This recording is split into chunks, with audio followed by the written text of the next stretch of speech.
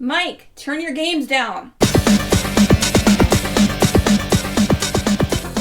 Hi, everybody. Episode 315, 6-year anniversary of Games My Mom Found. I am Mike Albertin, and who's playing an unfinished game with me tonight? This is the disciple, Jody, Bakawheel. This is Rohn, the big fan of this game. Welcome back. This is Mario from Bias Gaming, and listen, you guys either hate or love this game, because if you're in the middle, then, as Kreia says, apathy, death. Don't worry, I'm not in the middle. So, hey, Hilarious to quote for somebody who is very much in the middle. So, quick thing to get out of the way, I kind of mentioned in the opening, but when you're hearing this, because the podcast is actually going to hit the 6-year anniversary 2 days after we record this, and then 5 days before this releases. But yeah, the show is going to be 6 years old since it started. January 14th of 2019. That's amazing, man. Hooray! And we are currently at 194.8 thousand downloads. So I was hoping to hit 200K by our anniversary. We won't, but we're close. So thank you everyone for out there who listens, and tell somebody. I'd be really happy to see this get 5,000 more downloads in the next few weeks. Not going to, but it would make me happy. So yeah, tell a friend. Yeah, and I'm just thankful that the show's been going on, and I've appreciated everybody who takes time out to listen and enjoys our episodes, and yeah, we make a ton of content. And as I always say at the end, but I want to say here, join our Discord if you want to chat with us, if you like the show, if you want to alert, just join the Discord. If you want to be on the show, that's how you do it. You want to suggest things, it will happen. Like you can do it. This only happened because Mario bugged me, who joined the Discord. I mean, we talked a little bit before, but then he joined the Discord, and then we became really good friends. And we are only sitting here talking about Star Wars Knights of the Old Republic 2, the Sith Lords, because of Mario. You're welcome. Thank you, Murray. Yeah, man. Developed by Sibian, published by Lucas, and came out in 2004. Yeah, So 21 I always years start these out with history. We did Star Wars KOTOR with a completely different cast. It was a long time ago with this show. And I was actually supposed to do the second game. We had it on the schedule. It was going to be done in 2020, and then shit happened, and the people left, so I took it off the show and never did it. And it's always kind of something I've thought about, like, I should really one day get around to that. Never did. Well, now you are. I am, and I'm somewhat grateful for that fact. Somewhat. Oh, no. My history of this game is I never played it before. I, for some reason, had a poster of it when I was a kid in my room. I don't know where I got it. It must have came from a magazine or something, but I remember having it hang up above one of my chairs I sat in, or my chair. So I do remember it, but yeah, I never got around to it. Is it a poster of the box art? No. Actually, it was a post. It was like an advertisement, and it had like the different characters, and it said you decide their fate. Half of it was like light side, half of it was dark side, or something. Oh, I think I remember that poster. I'm gonna try to see if I can find it. I think that might have been the poster that was in the Xbox box, wasn't it? Because our box came with a poster. I had it on That's Xbox, but I don't remember. The original Xbox came with the poster. I'll post it in the chat. The second one. Maybe it was I the found first the one. poster. Okay. It was just an advertising. Is it the one of the guy in the middle? Is he? Okay, no, this is not the one I had. I know that poster. That was like a magazine ad. Yeah. Yeah. But I had a poster of it that came out and was on my wall. Okay, I have stories. Okay, so Ron, what is your history with this game? Oh, I'm actually a really big fan of KOTOR 2. I've beaten it multiple times, played it a bunch when it came out. I haven't gone back to it a lot, but with this coming up, I started another playthrough, which I'm almost done with. But yeah, I'm actually probably one of the bigger fans of the game. I actually think it's better than the first game in general. All right. Which I know some people take umbrage with. No, that's fair. And Jody, what about you? Yeah, so I've bought this game 3 times. I had it on the original Xbox when it first came out. I was already a big fan of the first game, but I never finished it on Xbox. So I bought it again on DVD, but the DVD didn't like my computer. So I bought it again on Steam, and I finally finished it with the restored content mod and the Droid Planet. But I've played the first 80% of it, I say, like 10 times. I just never finished it until that one time. And Mario. Okay, so I'm only the only reason why I'm stumped is because out of the three of us, excluding Mike, I am probably the biggest fan of this one specifically. Because yes, Yes, Ron is right. It's hands down better than the first one. The first one has a good twist, yes, but the story for this one is so much better. But history, though. So I actually have two different histories because one, yes, has to do with me bugging Mike about this game. So on that note, I'll start with that one. So brief history on me. So I am a podcaster too. I have my own club, Ice Gaming, only because I found Mike's podcast in the middle of COVID when I was working before the first time I left my current job. And one of the ones I listened to that I was looking for specifically was a review of KOTOR 1. And I just so happened to find games my mom found. And oh my God. Yay. So fast forward a few months after that, I find their Patreon and I pay for 1 month and 1 month only, but not on purpose. I have to explain this one. So I'd set up the whole recurring payment for $10 a month just so I can message Mike saying, hey, when are you gonna do KOTOR 2? And he explained to me what happened, some of what happened with the previous host that had done it somewhat. And then as the next month happened, I tried to message him again, but for some reason my card wasn't going through. And for some reason, when it comes to games my mom found, I still can't to this day restore that payment option. I don't know why. That's weird. But anyways, so then fast forward to a couple of years ago after my 2-year-old was born, I find their Discord. I finally get his mom on Discord. And I start bugging Mike about it again. And then he does the casting call because I didn't know they do that. I'm like, oh, okay, I'll join it this time. Like, yay. And then finally, up until a few months ago, he brought up, oh, hey, by the way, I'm going to finally do KOTOR 2. I go, oh, you suck so much. He goes, why? I go, because I want to take a break from recording. I want to take, I'll do one more show or two and, stop recording. All right. And then he tells me that. I go, you suck. Gosh, God damn it. And then it gets better. Hang on. So this is actually this actually has to tie into today now. It gets better. So not only am I not still recording, I also was deciding to take a break from my cosplay stuff. And then my wife, who also records with me, decided to also go on the God of War 2 episode that just recently released that I had just listened to literally yesterday. To the point where they bring me up and Mike's saying how he knows my cosplay work and asking why hasn't there been a picture of me as Kratos yet. I go, in the middle of work, I out loud go, shit. Blame your wife for that one. And then, no, sir. You brought it up. Oh, You brought it up. I think she brought it up how Kratos was sexy or something. That's why I brought it up. No. You said you're such a fan of Kratos. I'm surprised I haven't seen a picture of Mario bald yet. Oh, okay. Do you plan for that to happen? And she goes, no, but now that you bring it up, I go, and I hear that, I go, damn it, I'm taking this as a challenge. Shit. Now I have to bulk up. Now I have to go back, keep going to the gym now, and keep using my VR for the workout shit, and shave my head, and regrow my beard because I literally just shaved 2 days ago. So I'm like, shit. God damn it. Make her happy. So that's story 1. Story 2 has to do with the poster 2. So as a kid, I played KOTOR 1 when it came out, not the second one yet. I was a huge fan of the first one. It took me a long time to beat it, but I did it before the second one was even announced. But then the second one was announced, and I didn't even know about it yet. I only found out about it because, and I'm so happy everyone except for my wife doesn't listen to this show in my family. I was, being a kid in 2004, so I was 11, going, through that stage, and every boy goes through. And I decided to go through my stepfather's magazines. So what I'm looking for. No, But then I see an open page poster of a lady, yes, but on the backside of it, I was more interested because it was the same exact poster you just posted onto the Discord, but it was the double-sided version of it. Yes. Oh, okay, that's what it was.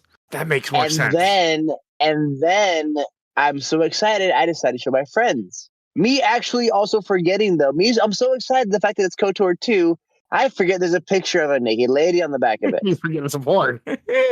And I take it to school. And this is when I'm in 5th or 6th grade. Yeah. I didn't get caught, thankfully. But I almost did. Because the person who caught me, the vice principal, used to be my uncle. Oh, small world. And he knows I'm a fan of Star Wars.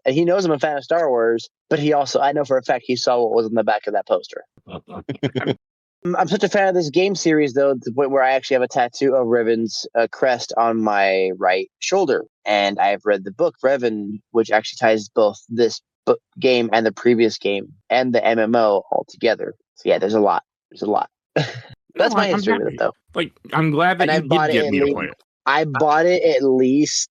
Oh god! On the original Xbox, I bought it twice. On 360, I bought it 3 times. On Steam, I bought it obviously once. Switch, I bought it. On my mobile phone when it came out on the Android by Aspire, I bought it. And I'm still disappointed that the KOTOR 1 remake is in development. But I've bought this game so many times, mainly because of the restored content mod. Because oh my god, it makes it so much better. Okay, I'm glad you brought that up because that brings one of the points I want to bring up. I did not play the restored content mod because I didn't want to, and I was like, well, I want to play it the way it was released, and I kind of regret that because like I saw a little bit, but also this game is super fucking glitchy and unbalanced, and there's a lot of problems. Oh yeah, no, that's okay. So on that note, the game is going to be glitchy either way. And believe it or not, if I remember correctly, it's been a while since I've played the restored content version. It does get rid of some of the bugs and glitches, but not a lot. But a good chunk of them it gets rid of. But and it then fixed holes in the story. Yes. That's the big thing. Oh my god, big time. Okay. Yeah. It fills in the holes, and it also adds another planet, which actually was alluded to earlier in the game. So the reason that we don't get it is simply because they were just rushed by LucasArts, is what I've noticed. EA, not LucasArts. Oh, it was EA, wasn't it? I thought so. Okay. It was EA. Okay. Well, that's part of it. Like, I've played the restored content mod, and like most of that stuff is just kind of a gigantic non sequitur. It's just like HK-47, like howling around with the copies made of him. Like, it's kind of neat, but I don't know. It didn't really seem to add all that much. Okay, so on that note with the Droid Planet though, with HK, so even though that planet was added in, even this mod still wasn't finished for that because they only used what story elements they had that they could find in the actual data. That's why the Droid Planet in the restored mod, you can play the restored mod with or without it. Like, I played it both ways. I played it without it, and it's probably actually a better game without the Droid Planet in particular, because the Droid Planet, it's very empty because it wasn't finished. Yes. Because that ties into one of the side quests where, like, in the base game, it's just literally you go talk to a guy, run to another part of the same map, fight a droid, and then run back, and he's gone, and that's the quest. Yeah. Oh, okay. That's in the Zerka base, right? It's on the Nar Shaddaa planet. When you start going to the docks, you'll go into like the apartment building, and there'll be this one. Oh, that's right, the Bith. Yeah. Okay, that's right. And I completely forgot about that. That was like a horror movie freaking part of the game too, actually, to me. There was one thing I didn't like as much on the restored content mod that I like better in the base game, actually, is they put I can't remember what they're called. The one that owned Anakin, that species. Oh. Todarians? Yeah, Todarians, yeah. Todarians. Yeah, they added the model for them, but that model's not really finished. So every time I saw one, it looked weird. I wish they had just left it as Twi'leks. I think they put them in the actual game. They meant to add them, and they just didn't kind of time. Wasn't he a Twi'lek? No. In the vanilla game, he is also a Todarian. What? I don't remember. There's no Tydarians. There's no Tydarians in the base game. In the vanilla game. Where? What? There is. Oh, okay. When you first arrive on Nar Shaddaa, yes. Because he straight up explains that if you have Jedi mind tricks, he straight up explains it doesn't work on him because it's his race. No, that's in the vanilla game. Yeah, because when you first landed Nar Shaddaa, there's the Watto looking guy. For anyone who doesn't know, exactly what that is. Yeah, thank you. He comes out, and I'm pretty sure it's actually the same voice actor who did Watto. If not, it's someone very close. It is. It's the same actor, yeah. And he's like, "Hey, what are you doing here?" And you can attempt to do a force persuade on him, and he's like, "Yeah, no." He pretends he goes, "Oh yeah, of course you can lay here. What do you think I am? This? Come on, I'm a Todarian." He straight up almost line for line references Phantom Menace. Okay, I beat this game a little over a week ago, so I vaguely remember stuff. Beat it like 20, So 25 you times. guys- Man, I'm not even I kidding. could swear that the last time I played the vanilla, that was a Twi'lek. Okay, so Nope. I'm just wrong there. I don't know why No, I'm messing that up. He's like the only one in the game, and that's the only part one of them shows up. But he's Yeah. there. Yeah. Well, still, In the that restricted model content is not mod, there done is a well. second one somewhere. Oh, Yes, okay. maybe that's what I'm thinking of. But Yeah. even in the base game, that model is not good. I don't even remember it. I'm gonna have to look it up here. 'Cause I'm curious now. Maybe his Well- part was expanded in the restorative combat mod because you talked to him 3 or 4 times last time I played. No, it's the same amount. Yeah. Literally, because you talk to him the first time, and then And you got to go over and do the computer thing. No. You talk to him one time. You talk to him. No, you only talk to him once. What And about then you see him whole get. thing with You see him. You see him talk. You see a cutscene of him talking to the. Oh my God! The Zabrax? No. What are they It's called? fine. Probably those. Isn't it like the Duros, the Zugs? No. That's the ones with the. That's the one with the weird red eyes. Yeah, that's the That's Duros. the Duros. No. The one that looks like the weird lizard people. Those are Oh, he was talking to the Trandoshans. There you go. Was it That's the what they're called. Trandoshans you talked to? Yep. They threatened him because they're like, oh, why is there a place in our why is there a ship in our spot? Oh well, Yeah, they these do. big tough guys came through. Yeah, they and, do. The boss. You said no, we don't essentially. care. I was trying to say this is Yeah. the red eclipse. This is the red eclipse. Yeah. All right. So, a couple quick questions as we start this. How long is this after 1? Is it like 5 This years or so? It's about 10 years. 10 years? Okay. It's like long. It's around 10 years or so. No. This is. I want to say it's more around 7 or 8 because Revan's already missing and his son is already born by this 5 years. It starts 5 years after the events of 5 the first years. game. Yeah. Yeah. So in the first game you play as Revan. Spoiler alert for a 20-year-old game, or more than that at this point. But in this game you play as a guy named as the Exile, because the whole idea is that you were part of the wars that Revan and Malak were involved in, and that then you were exiled from the Jedi. So now you were cut off from the Force. So the whole idea is that you have no Force powers when this game starts, and you wake up on a random ship that's being attacked, and you don't really know why. No, the game comes out and tells you your character cuts themselves off from the Force because of what happens. Oh, Or the never Yeah, game. but you don't. Okay. But you don't find that out until a good part into the game. Oh, At okay. first, you think they hang on. Yeah. Hang on. because at hang first you think the Jedi did it to you.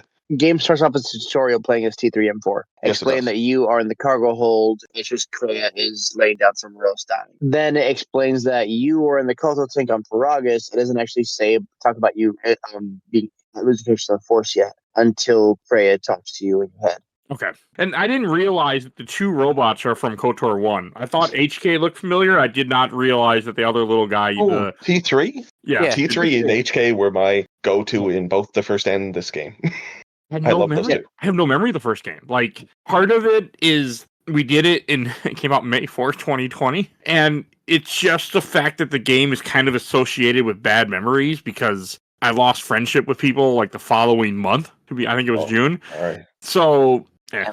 So I think it's also kind of one of those things where it was traumatizing to lose people that started the show with me, and we had made like 70 some episodes at that point before the show ended, and for them to then quit, like it kind of, I guess it just that trauma. There's a bit of trauma there because I have very little memory of the first game. Before we played this. The first one is great. It is. It really is. It is the gaming. Go ahead. It is my most completed RPG of all time. I've beaten it at least 10 times. Damn. 5 Same times here. with my wife watching. Like, it's just one of my favorite games of all time. It is the gaming's version of I Am Your Father. But instead of I Am Your Father, it is I am this fucking badass who's a tyrant, but for good reason. My big reason for loving it is I love the whole Starforge plot, but I wish that had come back a bit more. I think kind of does, but it goes back and forth. Yeah, but not as much. This doesn't have to deal with the Star Force. This is much more. Well, your This idea is the in this breakup one of the Sith. is you're trying to find the whole things after you do recover. I mean, we'll kind of just touch on certain aspects of this game, but the whole idea is that you're looking for the Jedi who you think took away your powers, and you're trying to find them and either kill them if you're dark side or talk to them if you're light side. Yeah, I think that's the basic way to say it. Well, that's the basic journey because like it kind of all happens because at the beginning of the game with the Ebon Hawk being damaged. Because at that time, they pretty much established right away. It's like, oh yeah, you were specifically being hunted, and so essentially from that you're like, oh, they must be hunting Jedi, and so it's like that coupled with your character wanting to know what happened. That is sort of the impetus for them to go and search out the other Jedi masters. And then the game just kind of goes from there because in Paragus I will say, they introduce them and everything, and then after Paragus you go to Telos, which is where you technically the first one. Although in terms of how the game works, she isn't considered one that person. And then from there it opened up a little bit. she is or isn't, depending on how you look at it. Yeah. You talk about Kreia? No, We're talking about Atris. Atris, because she's a fallen, basically. Is that the woman all in white that you're talking about? Yep. Okay. Yeah, I had such a crush on her. One of my issues with this game is I was losing dialogue. Yes, I read it quickly, but the other issue I seem to be having is that dialogue wasn't even like sticking around. Like it would just go by super quickly sometimes. And I thought that was some kind of glitch in the fact that I was playing this on Steam Deck, but you guys had made a comment in the chat that that's just the game. That's one of the well-known glitches, especially if you do long play periods. Like every hour or 2 hours, you got to reset the game to stop that from happening. It's an engine issue. Oh, I never did that because I played on Steam Deck, so I would just shut it down and put it, not really shut it down, but hit the power button, it goes to sleep mode, and then start it right back up. Yeah, so then you really have to reboot this game. It's just a problem with the engine. Ironically, though, I will say this. Ironically, this is one of the few games that didn't give the original 360 the Red Ring of Death. The first one did. The first one did both the regular and platinum version of it. But the second one never did. You lost the sound from dialogue, but that was the most you lost. Other than that, it never bugged out, and it never gave it Red Ring of Death ever. Like it ran so almost perfectly, except for dialogue was missing later on the 360 itself. So this is my stupidity because I can't remember what I remember playing this game on Xbox. Was it on the original Xbox or just the 360? Original only. Original Xbox. It was the original Xbox because I remember playing on. I thought it was our original Xbox I played it on. Okay, it is. It wasn't on 360. It might have. I just couldn't remember. Yeah, backwards compatible. Then at some point it must have. 360 had a lot of games that were backwards compatible. Okay, so the first one, the white version of it, did not. But people like me still tried to find ways to do it, and certain platinum games worked on it, and certain ones, most of them would cause Red Ring of Death. However, the one game that wasn't either platinum or caused Red Ring of Death, KOTOR 2, ran perfectly on the original Xbox 360. However, when the 360 Slim came out, which is the black one, the sleek one that has the weird angles on it, the weirder angle on it, that's when that one became the actual backwards compatible 360. Oh, okay. I haven't remember because I bought the game, but the Xbox was my roommate's. It's hard to remember. So it's good that you didn't kill it then. Yeah. See, I had it was the original Xbox, I thought. It is original Xbox, but I mean, if you could put in 360, I can see how it killed 360. So I had original Xbox. The DVD version was really. I bought the DVD one, and it was really had a hard time running on Windows 7. 7 just did not like this game. The original one I could play no problem, but this one I couldn't get any of the cutscenes to run. So that's why I bought it on Steam, and the Steam ones just always run fine. Yeah. Okay. However, though, if you did play it on just regular Windows 7 with if you just play like a regular disc version of this, you can still find it somewhere. You actually the second you install it, you are directly taken to Disney. Yep. Not to sign any contract, but just to hey, by the way, here, install the English version of the Restored Content mod from Disney, free of charge. Here you go. Which is weird because Disney actually gave cease and desist to somebody who was remaking Star Wars KOTOR 1 from the ground up and Unreal Engine 3. Like his own work, just for free, just doing it. Oh, yeah. That's because they got the remake on the go, too. Or they did.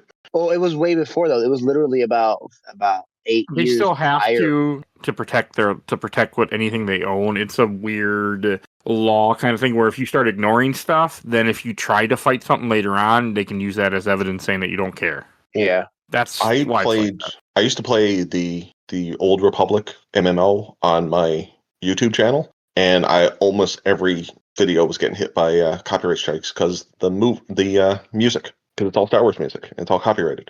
So I just stopped recording it. It was just too hard.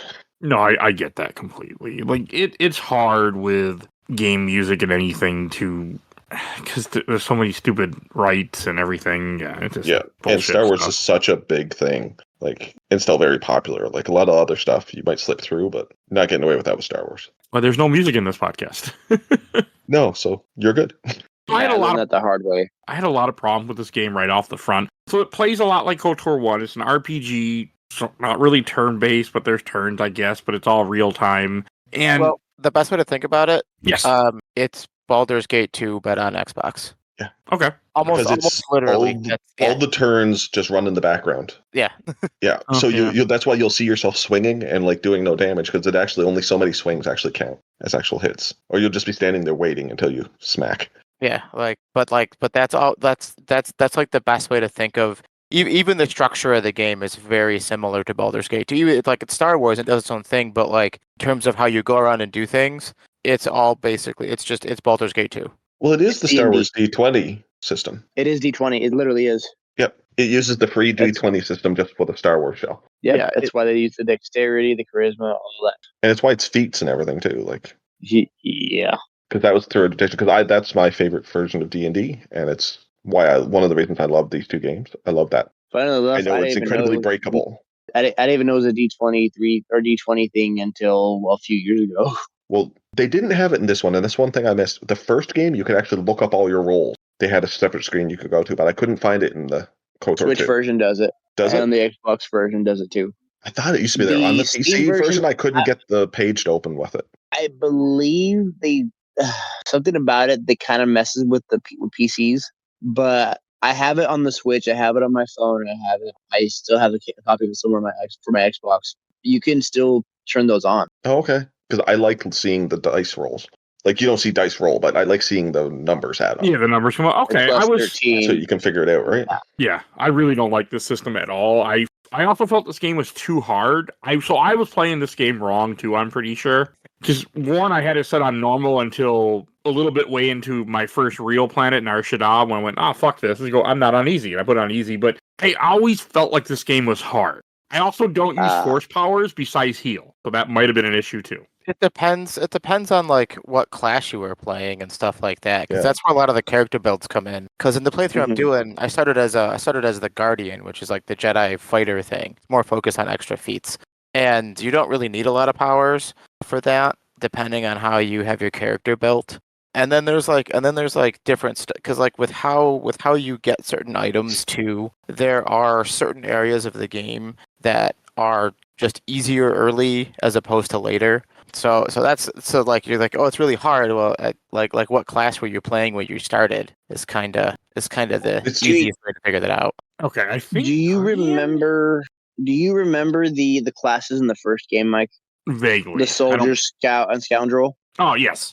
Same exact thing. Guardian is soldier. Sentinel is scout or scoundrel. No, scout, and counselor is scoundrel. It's literally Okay. soldier's easiest. Scoundrel is middle, and then scout is the hardest. I think I was Guardian, but I don't remember. It's My biggest issue with this game is when they would split up the party. Anytime they would, and this game likes to do that, and that's those when I get parts really are upset. hard. If you don't have your characters built for the right builds for what you have, those parts are really hard. First couple times I played those games, I would just end at those. Like, it just wasn't happening. Last time, I zoomed through them, no problem. But you got to build your characters right, and that's the biggest problem with the D20 system. I love it, but it's because I know that system. If you don't know that system, you could so easily not build a character that works.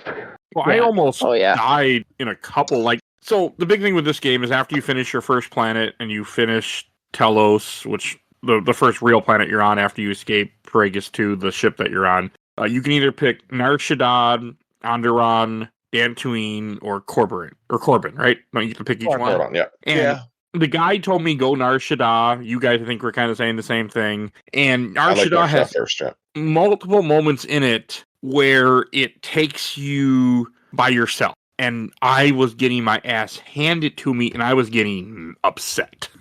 Particularly, I find the Anton one. Even that one last time, it took me 4 or 5 tries. That one always takes me multiple tries. Or he gets attacked by the two sisters. Oh, Atten. Yeah. I was like, wait a minute, who's Anton? Oh, Atten. Sorry, Atten. Sorry. The one with Atten, the section with Atten. See, this is where either beating it or looking up is helpful. What you can do is just before that part happens, you can go to the cantina, put a bunch of mines down, and then when the sisters spawn, they just blow up the mines and they die. I hate doing the mind cheating. That's why I don't use it. But you're right. Oh, That I is the did, easiest way to do it. Yeah. Oh no, there's an easier Or- way, guys. Or Oh, how do you do it? I found an easier what's way. the other way? You stand behind the bar because their AI programming doesn't know yeah. to go behind the bar to hit you. Yeah, That's how I killed them last time. Yeah. yeah. I often go behind the bar and Wait, just snipe them. wait. Hang on. I've been playing this game for almost 20 years, several freaking times, and now I'm finding out you can go behind the goddamn bar. Yeah. You can walk behind the bar and They shoot won't them. come around the corner. Yeah. It's one of the What? it's one of the easier ways. You just have Atten run behind the bar and you just throw grenades and you can kill them that way. I did the I mind tried Oh, it. dude, because that's even I easier. did it the hardest way I possible. I actually beat them with a melee. Oh, no. Patton Actually, no. build. I'm Once. lying. Hang on. That I'm was hard. lying. I'm lying. I did it the easiest way possible. I'm sorry. I'm lying. But you have to know what you're doing, Mike. So What's what that? I you just do didn't like it. So what you do is if you know that you can turn your party into Jedi, or if you read into it, if you figure it out by reading the cover of it, then you can figure out, oh, what I can do is, I can have Atten in my party only for when the influence stuff happens, take him out and not level him up, but have him always be safe. Then have his influence build up and always be either light side or dark side, doesn't matter. And then when it comes to have him finally becoming a Jedi, you'll have every single level you've had stacked up will not only be from 1 to whatever for his regular build, but also 1 to whatever for his Jedi build or his Sith build. Yeah. You, Yeah. you can do that with pretty much everybody you Yeah. can do, and I don't bother because you can make them really overpowered though if you do it. Yeah. Yeah. In my current playthrough, I did something similar with Handmaiden just because I never really used her, Yeah. so I never leveled her. Mhm. But because I'm playing the Switch version, which is like uber cursed in the most fun way possible, where I was getting 2 of my members turning into Jedi without actually making an effort, and then I talked to Handmaiden 3 times, and you're like, oh, you can be a Jedi now, and I'd never actually used her, so I just had her at her starting level. Yeah. And then when I went to go use her, they're like, "Here's all your level ups. Oh, they're all Jedi now." And I'm like, "Okay, cool."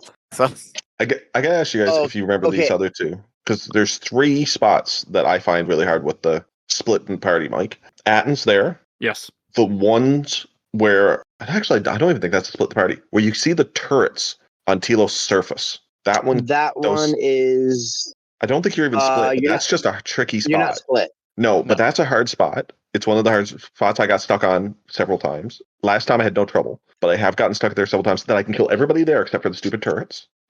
Y'all should have And- asked me for help. And ducks.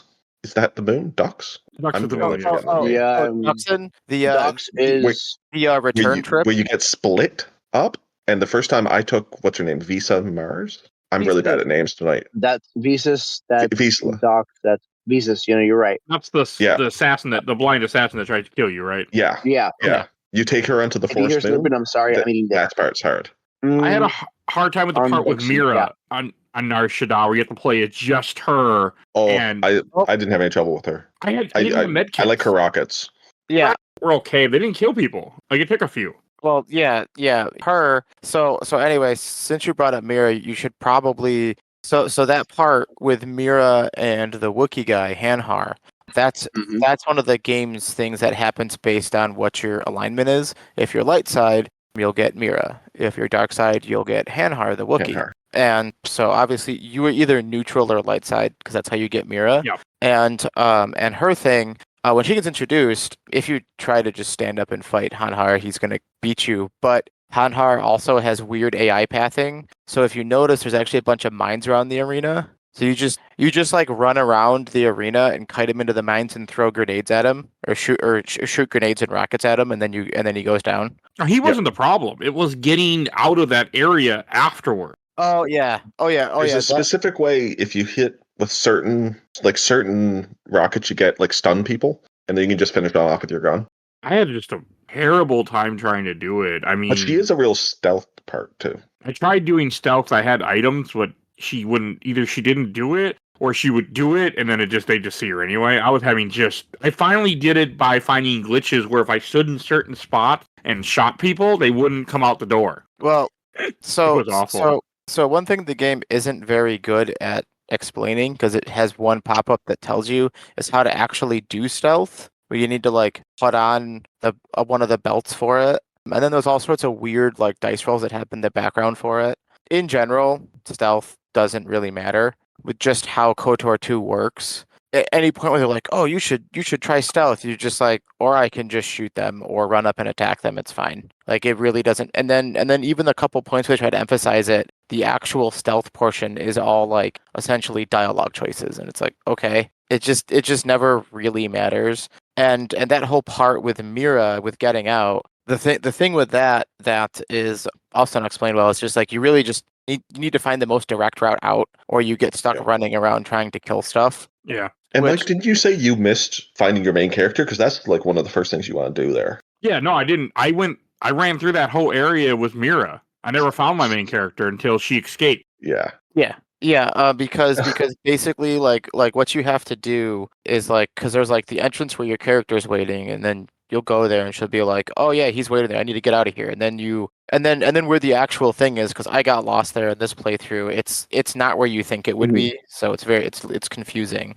And Well, you just shut off the power, and then you have to go unlock the door, basically. Oh, I found an escape area. Something said escape, and she got out that way. I also had that issue. I think it's also Nar Shaddaa, where you have to go to a ship, and your guy is captured, and you have to play as two other characters to try to get to him. I killed every single robot and turret before I found my main guy. It was. I think you're supposed to though in that one. No, you're gonna ruin my you past. just get a shit ton of XP. no, it's yeah. That's on the exchange ship. It's another case of that. Yeah. Where all like the part with that's annoying is there's all those like systems that like you get the command codes for. Yeah. And the part that's confusing, and I got hit by this, is when you go to the area where your character is and you get them, they join your party. There's a code in that room, but it's in the back of the room. And when you go and get him, he just like your character just like walks out, joins your party, and then it has you facing away from the room. And so if you continue exploring, you'll get to the very end, and you'll be a console, and you'll be like, "I need this command," and then you'll realize eventually, oh, you got to go to the room where you found your guy, and it's in there. That one's always in there, but the rest of the codes are always randomized. But that's where being a before we get to completionist helps. I check every room before we go to a ship though. Before we go to a ship though, you're forgetting about the other super freaking hard part, Mike. The part where you're forced to play as T3 taking on 3 HK50s. Oh, I love that part. Oh yeah, that was. I always have him. It is hard though. But T3's always I always easy. have him. But I always have him on with a whole bunch of ion grenades.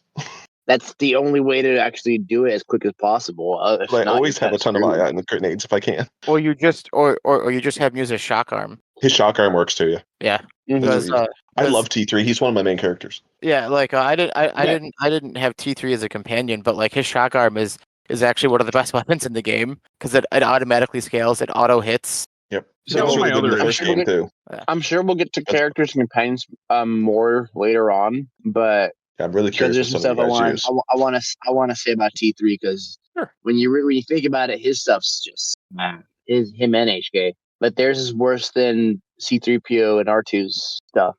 There was too many times where this game split me up from my team, and the way that I was built if I had my full team, I was okay. The game was doable, the game was decently fun, but when you started taking away characters, then I was not okay. It's frustrating if you don't know when it's coming and who it's going to be with. It's particularly with Atten, who for some reason has it happen more than once in the game. If he's not one of your companions and you don't have gear on him and such, when those happens, if you're not expecting it or don't know it's coming, you'll be like, oh, I have to do this fight where he's totally not geared at all, and his particular auto leveling pattern isn't the best. So if you just try to be like, I'm gonna real quick auto level and then have him do it, he won't have the stats to actually manage those fights. So for him, I did auto level for everything. Isn't he auto level just to be a single blaster build? It's a really like janky and bad build. Yeah, it's not a good build at all.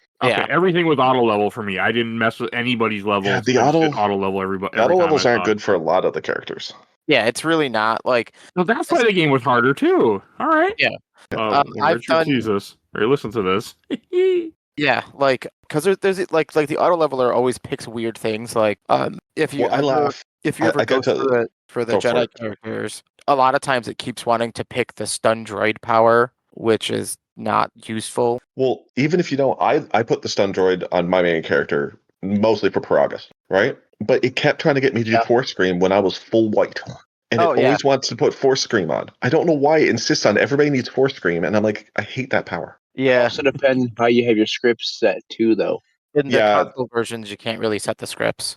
In which one? In the console versions, you can't really do that. Yeah, you can. It's just their basic behaviors, whether they're like aggressive. You can set the behaviors to like ranged and but the behaviors do actually affect the auto leveling too. They affect the auto leveling? Because they reset every time you go out of battle, and I have to go back and change them again. Yep. If you have them changed after battle before you auto level up, it affects what it levels up. May not be what you want exactly, but it'll be close. But it'll be closer to the script that it had. So if you have Grenadier, it'll also count it as more of a sniper, so it'll focus more on blaster. Okay. I did not know that. I always just level everything myself. I should have done that, and I regret that I didn't do it. Yeah, and also in the game, there is precisely one character type in terms of weapon loadout that is the best, and it's dual wielding. Dual wielding is the best in KOTOR 2, no matter how you're doing it. Whether you're ranged or melee, dual wielding is the best. Well, they don't have enough feats to supply doing single weapon. They only have that one little feat line, and that's it. Even though it's even funnier because dual wielding is still the best, but the game doesn't implement the extra attacks from base attack bonus that D20 normally does. That you're supposed to, it skips it. Yeah, which also messes up like a duelist or a single wielder because in normal D20, after you hit a certain base attack bonus, you just automatically get another attack. And so if you're someone who just uses one weapon, you're really not that far behind someone who dual wields. If you're in the same class and everything, they basically just get like one extra attack. But in Knights of the Republic 2, someone who dual wields literally will always have, at a bare minimum, twice as many attacks as someone who isn't. Yeah. And with how the game works and how it applies mods to hit and mods to damage and how you like change items and stuff, it's so much extra damage just getting an extra attack. That's why the rifles are basically you guys make this game sound so much easier than the game I played. But I did everything wrong. Like, I was just... It doesn't explain any of that. No, I was just not having a good time. There was no point in this game where I was having... Okay, there were a few points I was having fun. There were certain parts where I had my whole team together. I was running through an area, just killing enemies, and I enjoyed myself. It's just that... Also, one of my other fuck-ups was that made me hate Nar Shaddaa. So I had a lot of med kits. I bought some. I saved up some. And then I got a mission update to go to the Ithorian complex because they were being attacked and to go rescue them. And for some reason, the game glitched and took away my other two characters, and I thought it was part of the game. So I went there with just my main character, used up all my med kits until I realized, I could just add characters in my team. They're just here. Telos. It was just a glitch. Yeah, in Telos. Is that a glitch? That's not a glitch. No, that's what happens. Yeah, you can put them right back in. Yeah. Then why take them out if you can put them right back in? I don't know. Canonically, she's supposed to go by herself. Yeah. Okay, that's some bullshit. Oh yeah, there is a canon story to it too. The character canonically is a female with brown hair and blue eyes. Her name is Mitra Surit. Yep. Okay, my character was not, but all right. That's why technically the Handmaiden's not a canonical party member. Yeah. The Disciple is, which is so weird because the Disciple's story is so much worse than the Handmaiden's. Handmaiden's stuff was kind of cool. It is, and honestly, the Disciples is like stuck on little junk thing where he wants to get some relics. It was stupid. I like the Handmaiden, so Handmaiden is kind of fun and interesting. Yeah, Disciple. I haven't done his enough to even really remember it. Like, because there's also some weird thing where like, isn't he like a spy or something? He was originally a Jedi, like youngling, and then he became a Republic soldier, and he is sort of spying on you, but only for his own self, not for anybody else. Okay. I don't like his story. I really don't. That's why I don't like playing as Miguel.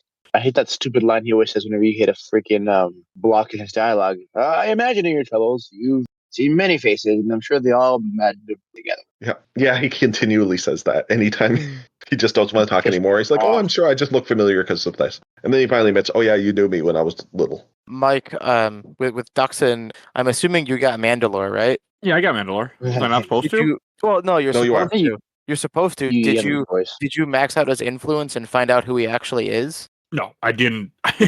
Another thing where I didn't talk familiar? to people. He's the guy from the first game. What He's guy the from Mandalorian He's from the the first game. Mandalorian. Candace Orno. Yeah, Ordo, yeah. I vaguely remember what you guys are talking about. I Okay. loved that because I love He's the Ron Candace. Perlman type. Okay. Yeah. I looked him up. I remember him now from the first game. Okay. I actually got him mostly light this time. It's hilarious what the influence can do because I'm like, he's such an evil guy. You can get him pretty light. I think you can get him all the way light if you do it right, but I didn't. That's cool. They Just wish brought he him could turn back. into a Jedi. I kind of wish I would have played this He game. won't become forced. No, No, he's he Mandalorian. should, Yeah. though. he can't. He's too No, cool. Mandalorians are. There are some that are Jedi. 1, 2 now in the camp. 3, Revan. Revan's Mandalorian? Uh-huh. Oh, to be What? fair, Revan's not canon anymore. So No, yeah, I he didn't is. realize he was Mandalorian. is KOTOR still canon? No. KOTOR's but not, Revan but himself- Revan existing is just got added back into canon And so is Darth Nihilus and Darth Sion. because Okay. they showed pictures of them in. What was that in? I just saw that. There was a statue of Nihilus for a second in Rise of Skywalker. And Sion's referenced in Ahsoka as the Blade of Sion, the Eye of Sion. Oh, okay. Who do you like better, And he Nihilus or has one Sion? eye. What was your Are you asking question? me? Or Yeah. Mike? Well, Aulia. Who do you like better, Nihilus or Sion? I'll say mine for last. Nihilus has a cooler design. I like Sion.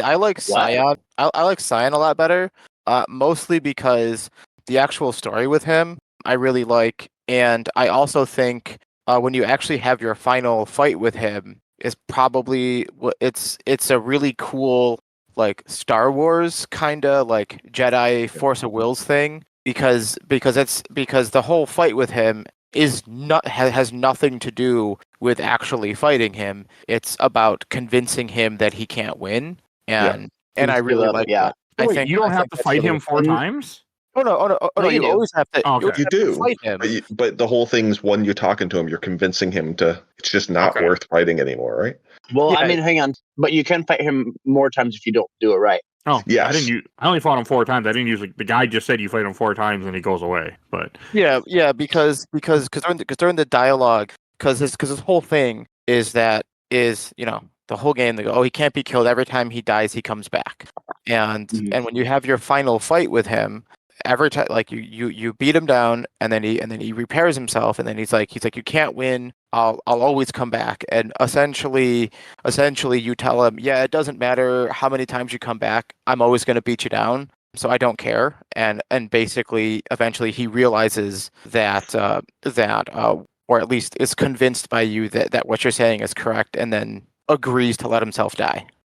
At least, well, hang on. But in the restored content mod, it actually expands it a little more. You find out he actually knew you a little bit too, and that he actually loved you. Like you find out that that secret, that was part of why his will to fight you was so strong. Because that's why he just gives up. It's because he gives up because he loves you and he loves your drive. The fact that you are not more powerful, but your will is stronger. Yeah, because he turned to the dark side after you left, after the war. Mm-hmm. After Malachor. After Malachor, yeah.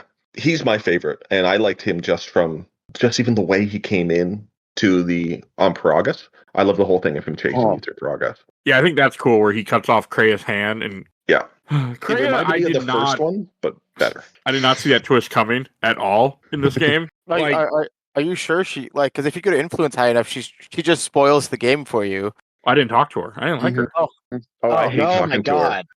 I've done it, but I hate talking to her. She's a bitch, but it's worth it because you get you again like with your companions. If you play patiently, you talk to her enough too, and you don't level up a certain amount, you can actually become either a Jedi Master or a Sith Lord or a Sith Assassin or Jedi Watchman. Well, that's just part of the game.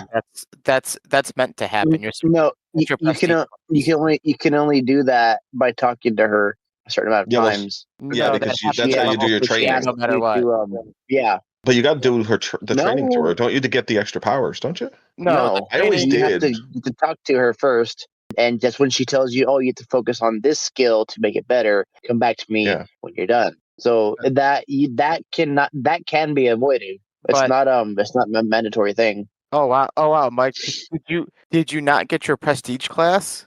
Yeah, he got 1 class. Yeah, he did get upgraded where he had 2 levels on my main character. Okay. Okay. I don't know how it happened. Yeah. I mean, I did talk to people somewhat, but I wasn't like, I also wasn't paying attention to what they were saying. I was just clicking responses that looked like they were the right answer. Oh yeah. Because once your character hits level 15, at that point, you can just go talk to Kreia, and then she goes, "Oh, you can get to Advanced Mysteries of the Force, and you get your second class." Okay, so I did get that. Yeah. I mean, there were times where I felt powerful enough to play through this game. It was just when they would split up my party, that's when I get fucked up. I also, near the end of this game, I never bought medkits again because I had so much money, but I couldn't find people that sold medkits later on. Like, there just wasn't anybody that was selling the life support packs and stuff. Well, on that note, that's also because it's also there. Kiosks are harder to find in this one specifically because it's to encourage you making the medkits yourself. I tried, Yeah. but I didn't have the right I didn't have enough chemicals usually. Yeah, and you're supposed to break down Oh, certain you- items to get chemicals, Oh yeah, right? you Oh, can get never did that. so much. Yeah. Never broke down a single item in this game. Yeah, you can break down a lot of items and get the chemicals from that to build your med Yeah. kits. That's what I did. Okay. Yep. See, this would be a good thing for us to talk about before I beat this game. Huh. So, But That's okay.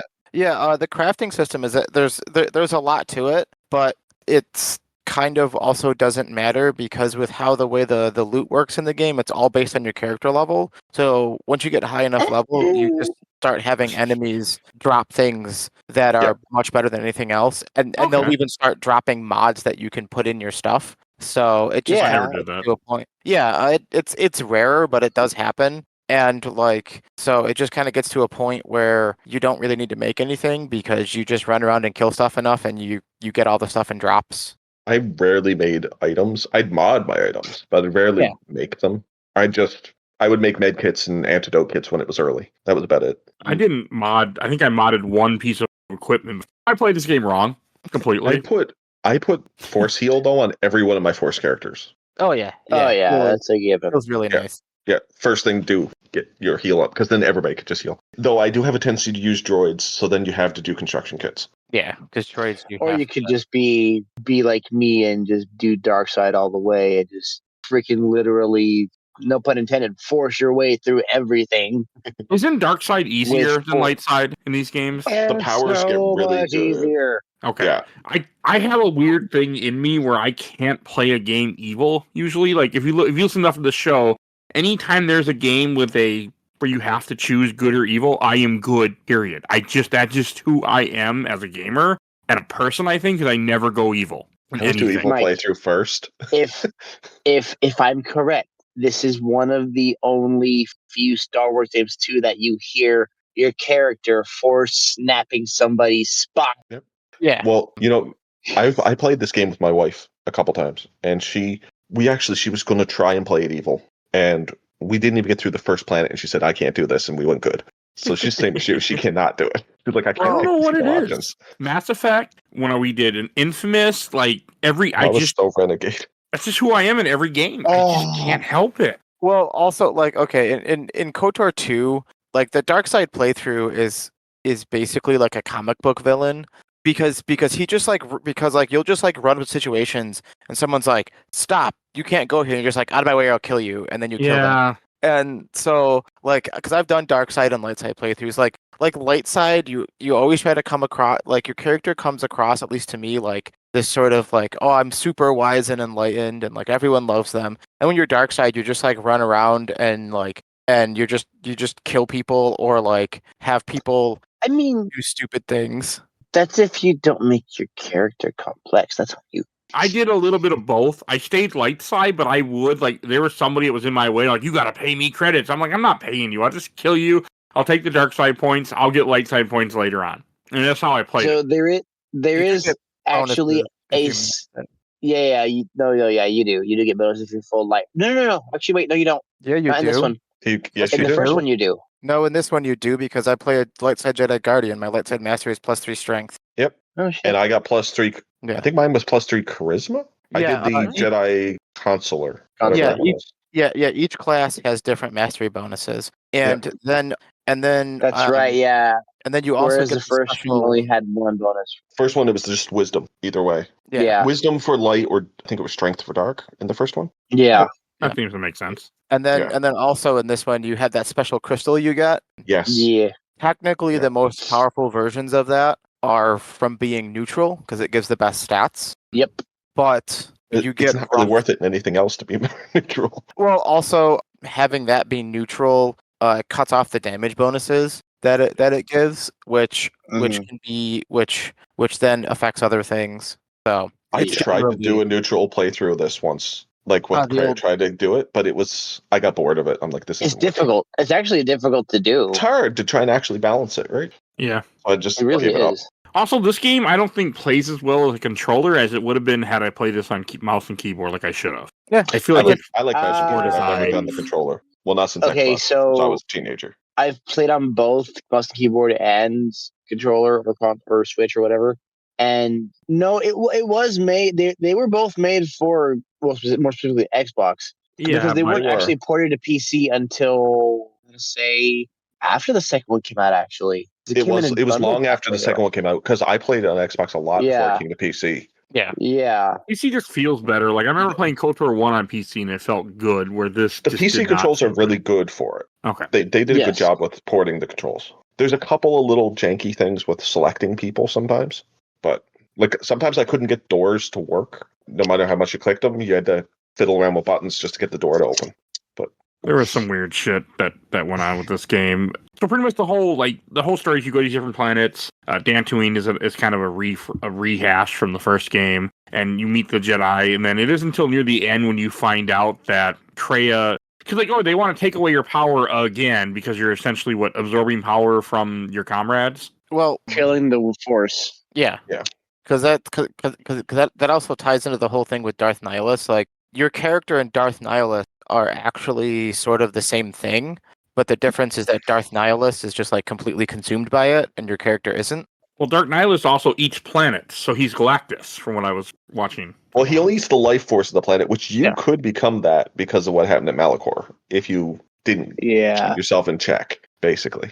I just think it's funny when they said that each planet is all I can think of is he's Star Wars version of Galactus. pretty much. Well, actually, no, that's more vicious. No, Well, actually, we're going to get into that. and actually, Nihilus is worse than that because they strongly imply, because essentially with Darth Nihilus, this ties into Visas, where he killed all those people on that one planet that were her race except for her. But they also very strongly imply, as part of the reason why things are so cloak and dagger is because he's trying to build his power so he can basically just feed on all the life in the galaxy at once. Yep. Yeah. Yeah. That's Yep. heavily implied that that's his goal. And Faceless, I actually really liked her race. I liked using the eye power in this where you could look through their faces and they just see through the And force. you can gain the power for yourself, too. You can. I only used her once. And that also surprised me when she shows up on your ship and tries to kill you. I did not Yeah. like that because But, that was hard. I feel like that's one of the things that got cut. I think there meant to be more story there than they got put.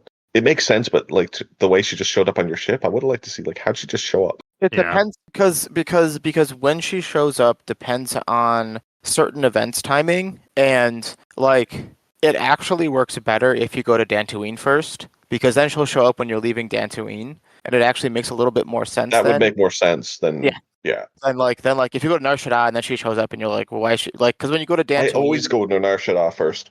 yeah, I used to I've done a lot of playthroughs where I go to Dantooine first because you want to get all those crystals earlier a lot of times, and you get your crystal. Yep. Plus, it's like the second fastest way to get a lightsaber, and then Yeah, I and always then go to Dantooine second. yeah. I went to it second as playthrough, but I've done Dantooine first, and some things actually make a little bit more sense, like what happens with Visas, and since there's the whole attack and everything. Although if you're doing Darkseid and you go to Dantooine first, that fight with I think it's Vruka in there, that's a pain to do. But There's I some remember that really annoying fight. fights in this game. That's for sure. Well, however, I liked though, it also Korriban. makes sense for you to Narsh. Yeah, Yeah. go ahead. I was going to say I like Korriban better in this one than the first one. I like the Sith Academy stuff. Okay. Oh, yeah. It's Oh, yeah. oversimplified. Yeah, I mostly because I'm a bigger fan of the first game. I like both, but I'm a bigger fan of the first one. But Korriban is done better in this game. Okay, Yeah. so I think Korriban's only done better because you see the aftermath of what happened literally right after Revan left those years ago. That's probably true. They built on it, right? Because it is. Really That's well. why you see. That's why it's there. That's why you see corpses, and that's why you see everything in ruin. Yeah. Oh. That's why you can't visit. That's why you can't visit the only tomb. Those tombs, only a secret one. Yeah, because he did that in the first tombs, and I did love the tombs in the first game. That was one of my favorite parts of Korriban. Oh my god! yeah, Naga what's also really funny about The- Korriban Mhm. is when you step off the ship, Kreea's like, don't touch the corpses, it's bad. But in terms of actually playing the game, it's much better to loot all the corpses I because looted every one, yeah. And you get so much XP too. Because every time you touch one, you got to do a fight.